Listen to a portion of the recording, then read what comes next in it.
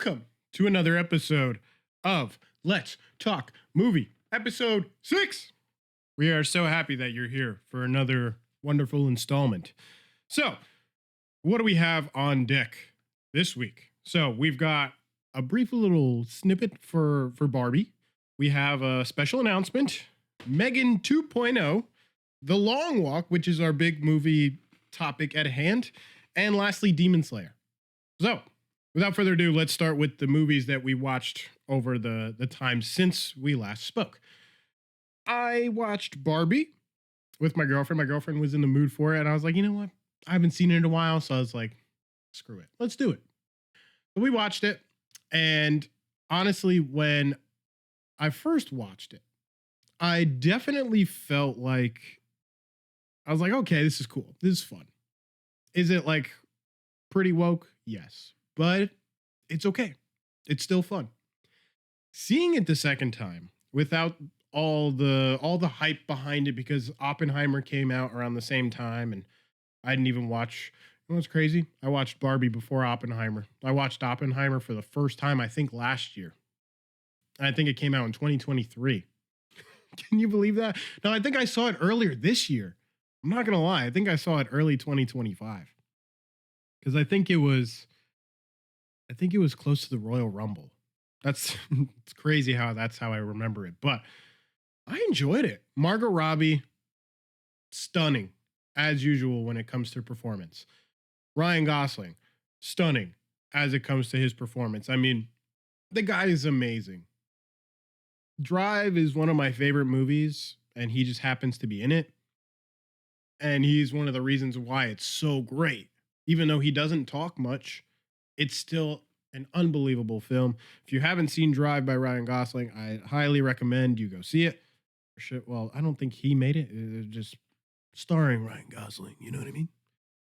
Bryan Cranston's in it, if you like Bryan Cranston. What's that other guy's name? Not Oscar Isaac. Oh God, he was just recently a voice in a movie I watched, The Secret Life of Pets. He was the hawk, the falcon, whatever. My brain's losing it. Anyway, Karen Mulligan is also in it. Oscar Isaac. And then there's like 2 or 3 more bigger names, but their names are escaping me right now. Definitely one of my favorite movies. Even to this day, I haven't seen it in a while, but you better believe I'll tune it on if I need to. Then, I finally got around to seeing Megan 2.0. My girlfriend and I, a couple of years ago, saw the original Megan. We were looking for horror movies to watch, and that happened to be one that neither of us seen. Megan 2 comes around. I asked my girl, I'm like, all right, Megan 2 is out. What are we thinking? She goes, I got everything I needed out of the first one. I'm good off this. I said, okay, say less.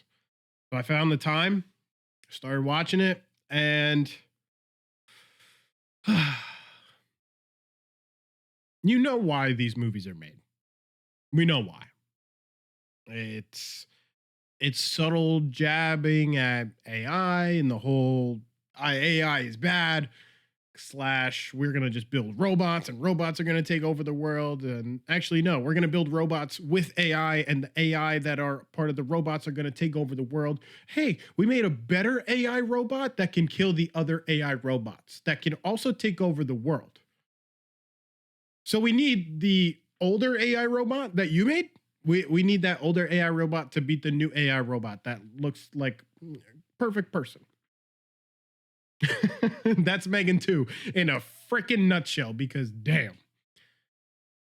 These movies are ridiculous. These movies always try to have certain elements serious, but at the same time, there's the exaggerated, ridiculous elements of AI, of robot isms that just... I'm not going to spend too much time with this because I kind of just want to forget about it, hoping that there's not a Megan 3. And if there is, then I guess I have to review it. But whatever. I'm actually starting a horror watch-along series. with our next very special announcement. That is right. We're on Patreon, people. It's kind of why I'm wearing like a little bit of the orange, even though they don't really have that as their logo anymore. But Brandon Aries is now on Patreon, people. We have, if you're watching this on YouTube or if you're listening to this on Spotify, we have the Let's Talk Movie podcast show 3 days earlier. Is it 3 or is it 4? It's 3. So what usually comes out on Mondays, it'll be out on Fridays. Isn't that awesome? That's sick. So sick. I'm so excited. So you're going to get the Let's Talk Movie 3 days early. You're going to have a Let's Watch Along voting. So every month I'm going to put out some movies and you guys are going to vote. And if there's not picks, then I'm just going to do it. So we've already reviewed a movie, or we've already done a watch along, I should say. And that was Bambi the Reckoning. So that is up currently on Patreon. So patreon.com/Brandon Aries is the spot to go. Patreon.com/Brandon Aries. Become a member. It's free right now. We don't have any paid tiers yet, but we will. So get in now. You know, you get to see what we're going to be offering in the coming weeks, months, maybe even years. And you can become a member, because when we start to get to the paid tiers, that's when it's really going to be a hell of a spectacle. But you can sign up for free right now, patreon.com/Brandon Aries, and become a member where you can do the watch alongs. We're going to also implement series and reviews. So I think the first series I'm going to start is Tulsa King. Been hearing some good things about that show. Sylvester Stallone, you can't really go wrong with. And they're also starting a spin-off series with Samuel L. Jackson. That sounds like a good time to me. So series in review is coming up. I believe I'm going to try and do that like every 2 weeks as well, just in between the movie watch alongs. So the way it's going to go, you're going to get the Let's Talk Movie episodes 3 days early. So every Friday, you're going to be getting Let's Talk Movies early. Then every other week, you're going to get a Let's Watch Along. Then in between, you're going to have your series in review. And every month, don't forget, we're going to have our movie watch club voting. So I'm going to have some movies you guys are going to pick, or it'll be like 1 or 2 and be like, hey, which ones do you want to watch first? And depending on how the voting goes, I'll go in order or I'll go however I want. So patreon.com/Brandon Aries. Become a member, join us, because this content is content I can't put on YouTube. I can't put it on YouTube. I can't put it on Spotify. So it's exclusive content you can't get anywhere else. And it's all done for you. So you get to sit back, watch a movie, watch a TV show, have some commentary, have some vibes. I mean, what else could you want? So I'm really excited about this. This is something that I've wanted to do for years. I remember maybe when I was starting high school, I had a Patreon because that's kind of when I was starting to make YouTube videos when I was younger.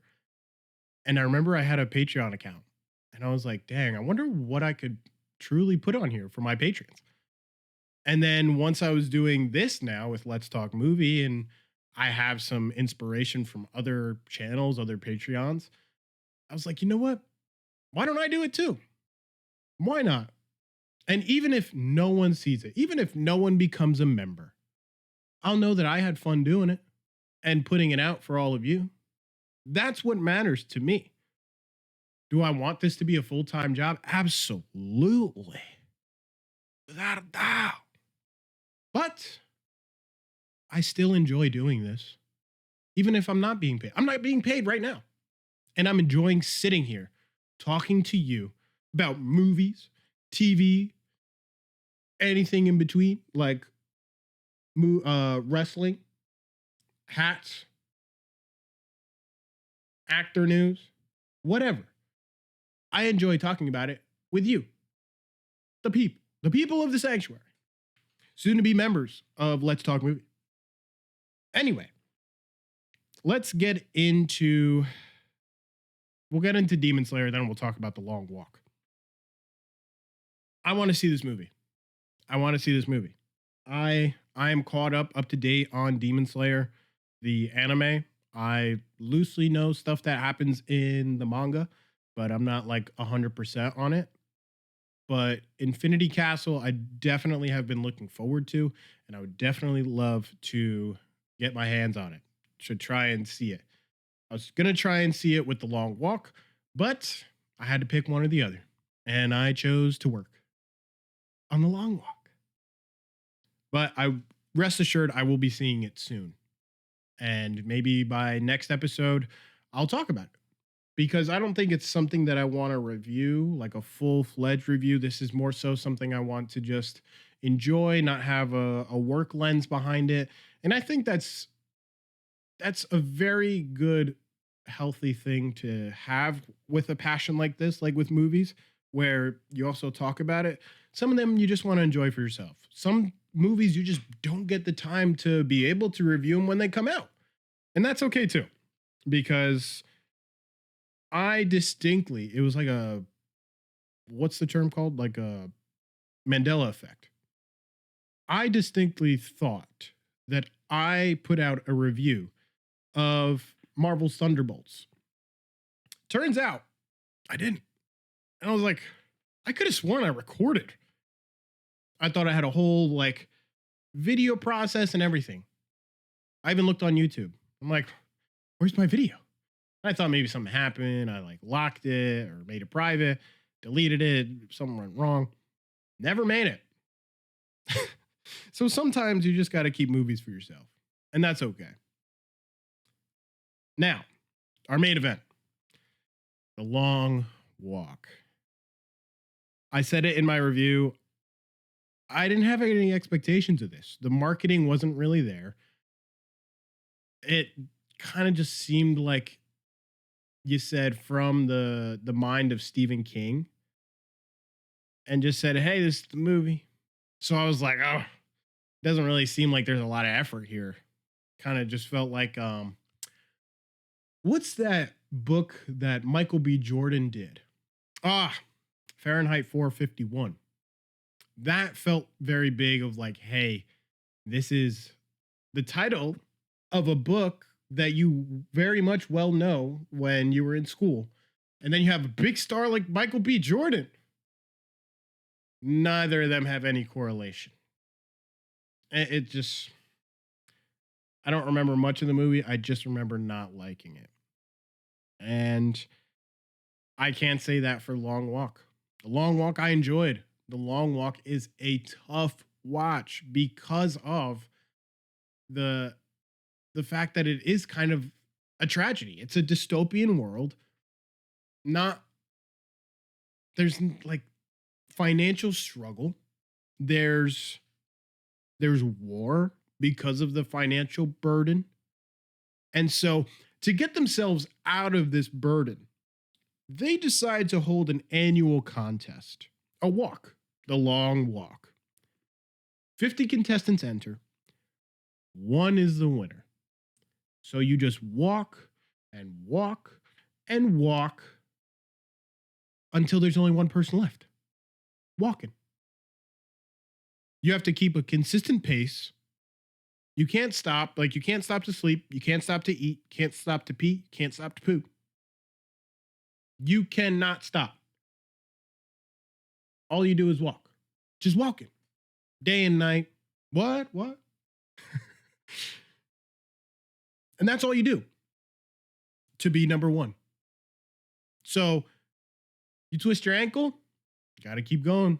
You don't keep going, you get a warning. You're still not going? Second warning. Did I stutter? Or are you not trying to move? Third warning. After that, pow, poof, dead. And I was like, dang, this is like the Hunger Games and Squid Game had a baby.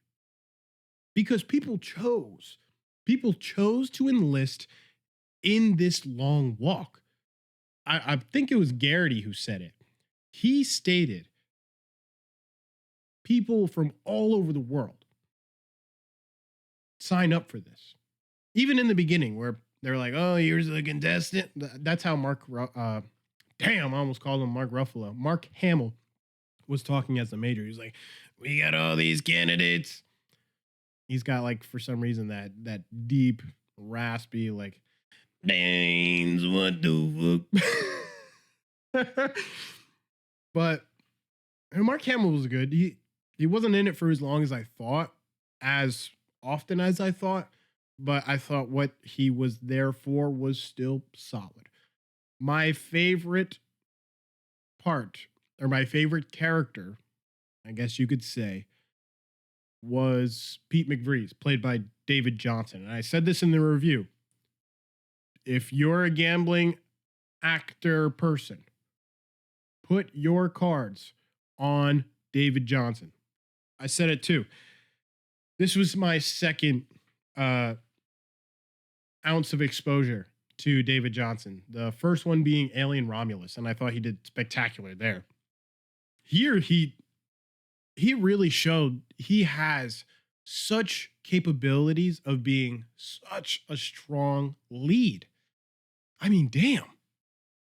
He was literally the reason why most of those contestants were still alive, because he's such a strong presence, such a potent glue to this brotherhood that you could say on this walk. He is such a vital piece to everyone's light and morality on this walk. And we learn later on that he is that light. He is that beacon of hope for a reason. And oh my days, it was really good. It was really good. This film had such a good job at keeping you on your toes. Like, we've been walking for, let's say, like 40 miles. I think we're all going to miss. Or you hear in the back, "Warning, contestant 23. Warning, second warning, 23. Then you're like, "Oh God, what's happened? What's happened?" Or other way around, you have some of the characters that we like. There was a kid from Karate Kid Legends. He was pretty good here. He could definitely be like a Ki Hui Kwan. Ki Hui Kwan? Ki Hui Kwan. There we go. In this industry, in the future. And the fact that he's very confident as an actor, I liked it. I thought he did amazing here. You had the kid that was Jojo Rabbit. He was in this. And damn, all right, Pete, like, whew. Then there's obviously going to be some tension sometimes. I mean, you're on a walk for days. You can't sleep. You can't sit down and eat a meal. You can't sit down and take a load off. You can't poop. So tensions are naturally going to be high. There's a lot of pressure. There's a lot of stakes at hand. Even if you slow down for a minute, it's like, hey, what are you doing? Warning. You know what I mean? So, honestly, I will say this right now. The Long Walk is a must-see movie for 2025. I'm saying it now. That's in my book. And I also think that this movie could be shown in schools. Is it a little graphic? Yes. But hey, when did that stop a permission slip? I remember watching dudes' heads get blown off in my military history class in high school. You know what all I needed was? Permission slip.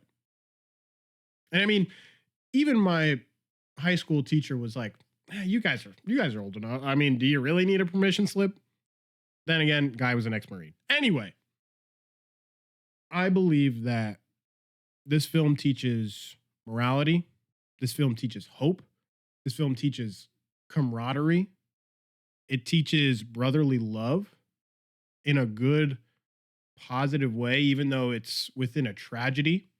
So I feel like as a school film, I mean, hey, Stephen King, come on. you can add another movie to that author's list to put into schools. Hey, you all I'm gonna say is if you put this movie on in school and I was still in school, sign me up to learn. I'm down. But even I lost my train of thought for a second. But the third act was whew. So we all know that with these 50 contestants, we have to somehow throughout the movie get down to one, right? That's our ending. So we know that people are going to die. We know that people we learn to care about over this journey are going to die. But we don't know how, and we don't know who. And as it slowly starts to wind down to the film, you start to get an idea. And just when you think you've locked your pick as to how you know this is going to end and how you know this person is going to survive, right? Swerve! I didn't know. What? Oh, okay. I think we're okay. No way. Oh my gosh.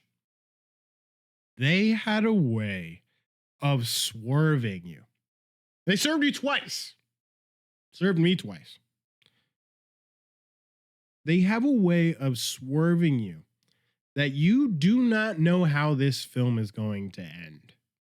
And I loved them for that because you already know it's a tragedy because you got all these people that you've come to like in this film, only for most, if not all, of them to die off, left with one. So all it comes down to is how and who. You got to bring in the W's and then the H. The who, what, when, where, and why. Or as my girlfriend likes to quote Travis Scott, who, what, when, and why. But you gotta have those elements from the very beginning. Because once Mark Hamill says, 50 of you will walk, one of you will remain. That's when the wheels start turning. And boy, did they leave them to start turning.